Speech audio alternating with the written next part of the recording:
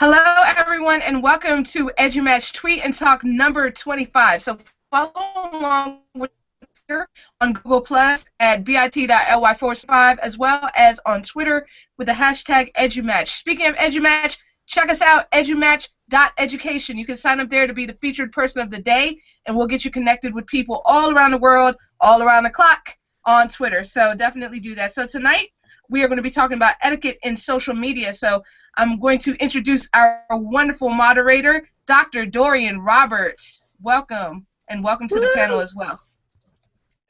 Hey everybody, good evening. How are you? We welcome you to EduMatch Tweet and Talk, where tonight we are going to have some discussion about etiquette in social media. That would include Voxer, Twitter, Facebook, and everything else that you can imagine.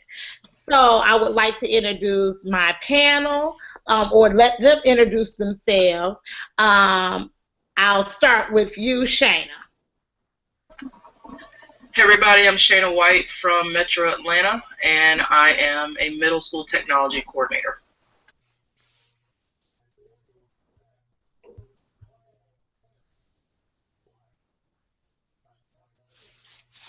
I'm sorry, okay. And how about you, Susie? Hi, I'm Susie Highley. I am a media specialist at a middle school in Indianapolis, Indiana. And Tammy?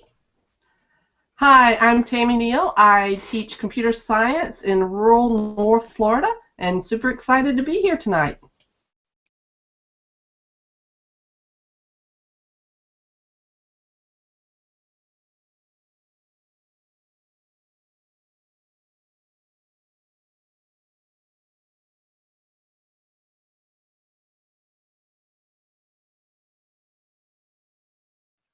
Dr. Dorian, I think that you're on mute.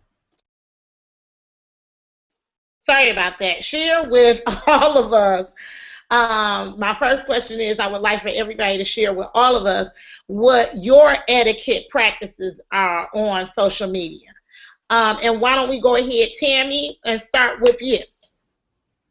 Well, my number one rule on social media is to act like I do in real life. I try to treat everybody with respect and honesty, and do unto others as the phrase would go. So that's my number one rule: do unto others as I would like to have done unto me. Okay, Susie, how about you?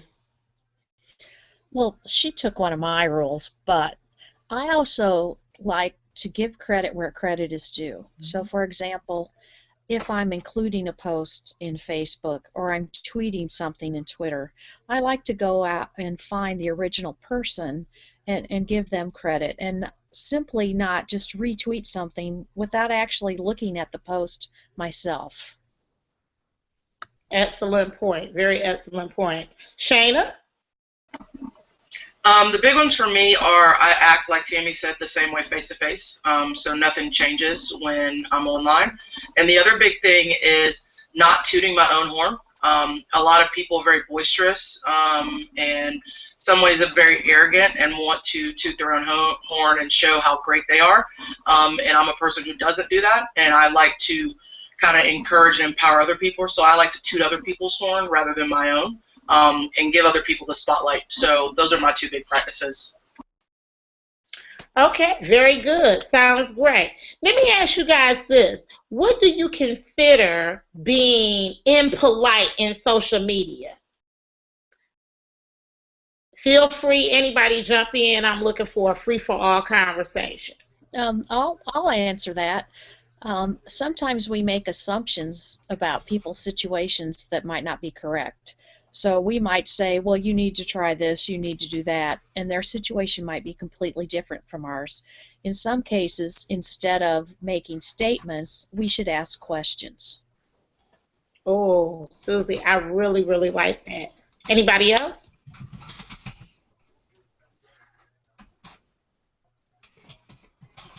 I think Tammy's typing, so I'll chime in real quick while she's taking care of Twitter. I would say the big thing is, and I think it's just in general, I would say it's the same for email communication. Sometimes people's tone is misconstrued. And so the tone that you express yourself, make sure it's clear, but also make sure that it's not something that's going to be taken or conceived in the wrong light. A lot of times I've seen people get in Twitter, they're in a chat, and they're conversing back and forth, and one person is taking offense to what and the other person is really not trying to be offensive, but just realize how what you're saying is going to be perceived. A lot of times people don't want to think about that. They just want to speak and speak and speak and speak. And kind of like what Susie said, instead of waiting to reply and listening to what the person is saying or really, really digesting what they're typing, we are ready to reply immediately. And I think tone issues come across quite often in Twitter chats, Facebook, whatever.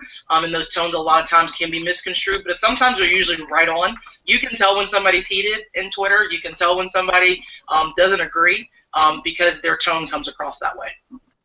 Now, that's a good topic that I want to go into a little bit more, is tone and intonation of what somebody is saying, whether it be a tweet, a chat, a status, and a Voxer. One of the things that I would like to explore with the panelists tonight is, how do you make sure your tone is coming across correctly? Me, myself, I tend to lean more towards the side of Susie, who believes in asking questions instead of assuming. Is there anybody else that would like to give their input on that question? Well, I think that number one, make sure you're not tweeting in all caps, because that comes off as shouting. So don't tweet in all caps, guys. But at the same time, sometimes you got to step away from it and come back to the conversation. If you feel yourself getting heated, step away. Think about it. It's just like impulse shopping. Don't impulse tweet. Sometimes that gets us in more hot water than anything else. Exactly. Anyone else? We also have to remember who our followers are, and sometimes we might tweet something that might apply to some of our followers, but not others. And I've found myself perhaps regretting something I've tweeted before when I remember who all might read it. Okay, my next question, thank you for that, and I think all of you guys' views are very insightful. How do you, when we're talking about retweeting, we're talking about tone, how do we, as people, as a part of social media and using it very heavily, sometimes even with our students, how do we address opposing views that may be different than yours on social media? What's the etiquette? What etiquette do you suggest for that? I think that there's a fine balance between being firm with whatever you stand for and showing your passion, but at the same time being respectful and respecting the other person's opinion. Nobody is going to agree. That's why the world is the way it is. And so you have to understand that no matter what, somebody's going to disagree with whatever your vantage point or your view is. But I think the clear thing, and I think Susie mentioned it before, is to listen and to ask questions. A lot of times I ask questions because I want people to defend their side. And I don't want to say that that's a negative thing, but I want you to tell me why you believe what you believe. And so when I ask questions, the intent of my question asking is not to be condescending, but to ask you to defend what you're trying to explain to me that you so passionately believe. And so I think when you come at that angle where you're basically trying to hear the person and listen intently and understand where they're coming from, you're going to be more apt to at least respect their vantage point. You might not agree with it, but you can still respect it, especially if they're a person that is able to defend what they're so passionate about. Very good point. That's when I go to blogging, to be honest with you. When I start to see that 140 characters isn't going to be enough to get my point out, that's when I know I've got a blog post to write. It gives me time to really dig in and defend, like Shana's saying, defend and produce the documentation and all the supports that go with why I may have a particular point of view. it's a lot easier to come back and say, okay, here is a page and a half on why I feel this way, and than it is to do that in 140 characters. I would agree. It's especially hard on Twitter to create evidence and a rebuttal. To me, it's just as hard. How about you, Susie? I think sometimes we need to say something like, well, thank you for your input, or at least acknowledge them, that they might not agree with us. And sometimes I've seen people include something in a tweet that says, you know, I'd like to give you a little pushback, or what about, instead of just giving absolutes and saying, no, you know, this is always wrong, or this is always right. Leaving yourself open to see other views when you're tweeting it. The idea of absolutes, I think, is what bothers me the most. And you know what, Susie, I'm glad that you brought that up, because I too agree with that. I think that even when I argue, or someone is argue or philosophically debating with me via Twitter, number one, as Tammy has stated, you know, 140 characters is almost never enough, so maybe you might want to go to blogging as an option. And like you saying, it's very important to hear that person's point of view, because as we said, one size does not fit all. So a particular person could have a view based on the environment that they're in, or in our case, the audience that they have. It may work for them, where it may not necessarily work for somebody who is in a different district, different state, working with different guidelines. So I do appreciate everyone's view on that, and just respecting the differences. If you could give three top tips, shall we say, for etiquette and social media, what would they be? Shana, let's start with you. My first one would be perception is reality. So understand what people are perceiving as their reality of the situation. The other one would be, at all times, it's great to have passion, but be respectful with your passion. And the last one is to be educated. Don't jump into situations that you don't know anything about just to antagonize, or you maybe see your friends. So you're like, oh, my PLN is up in here, I'm going to jump up in here, and you have no idea what they're talking about. You're not educated on the topic. So the education piece is huge. We don't know everything. Everybody wants to believe they do, and I think especially in educational technology, a lot of us believe we know a lot, and we are. I think we're a smart bunch, but we don't know everything. And so sometimes you have to take a step back and go learn and find out, or like Tammy said, reflect and blog on what you think about, because you might have a completely different opinion about a certain situation once you take that step back and reflect. So the big thing, I think, is the education piece. A lot of times people want to jump in, maybe talk about something that's a hot topic. Oh, let's talk about this, innovation, diversity, whatever, and they're not educated about those pieces. So the big thing is to make sure you know when you're jumping into these conversations via social media is that you're educated on the topics, because a lot of times you're going to jump in and it's not going to be a good time. Not be a good time for you, and you're not going to make it a good time for other people because you don't have that education piece or that reflective piece bringing that to the table. Very good. How about you, Tammy? Well, I don't know that I have so much 3 points as it is. I think this is a good place to say that when you're in the middle of a conversation and somebody does jump in with a difference of opinion, don't just jump at them. You know, they may not have all the facts and figures, but for a lot of people, jumping into a conversation, it might be their first ever Twitter conversation to jump into. It might, we don't know where everybody's coming from. So be aware that you may be talking to a newbie, you may be talking to a troll, you may be talking to a bot. Do a little bit, we can all hit the profile on Twitter and see if, before we reply and see what we think about that person. So I just encourage you to do that when especially when it's one of those hot topics in which it seems like everybody's on one side and you might be on the other. Look and see look and see what's going on before you jump in. Very good. Thank you for sharing, Tammy. And how about you, Susie?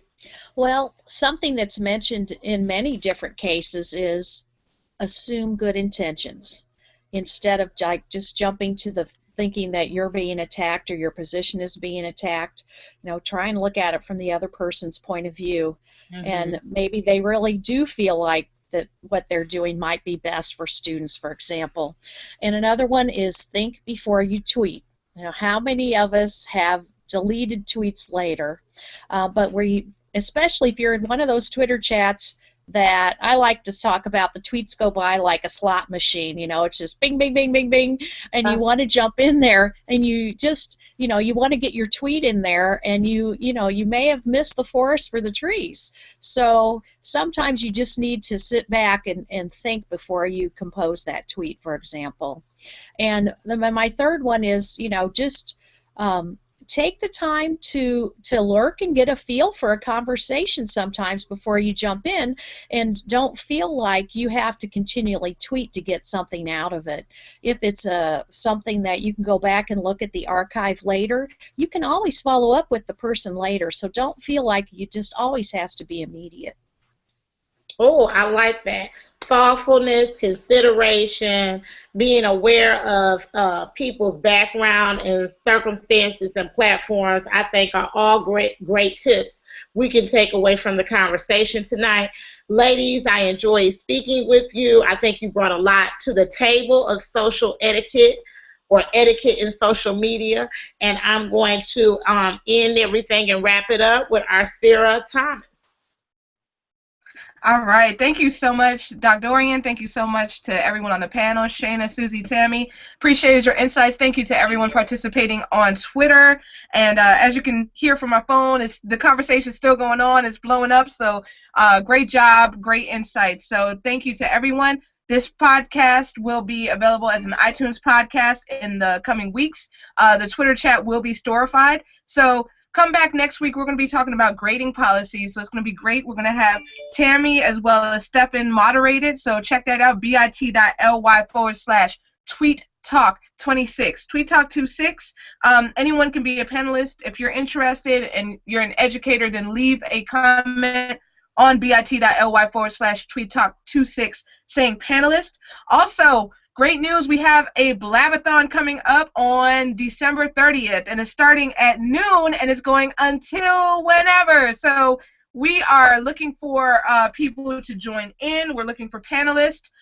We are also looking for sponsors. So if you have an educational product and you'd like to send us some free promo codes that we can give away, then we would love to have those. Also, if you're an educator and you want to join us on panel and talk about all the great things that you're doing in your classroom, then you can sign up at bit.ly/Blabathon sign up. All right, so check that out. You can also subscribe to the EduMatch podcast at bit.ly/EduMatch podcast. So that's all we have for you this week. Have a great week, everyone. Enjoy, and see you next week. So take care and have a great one.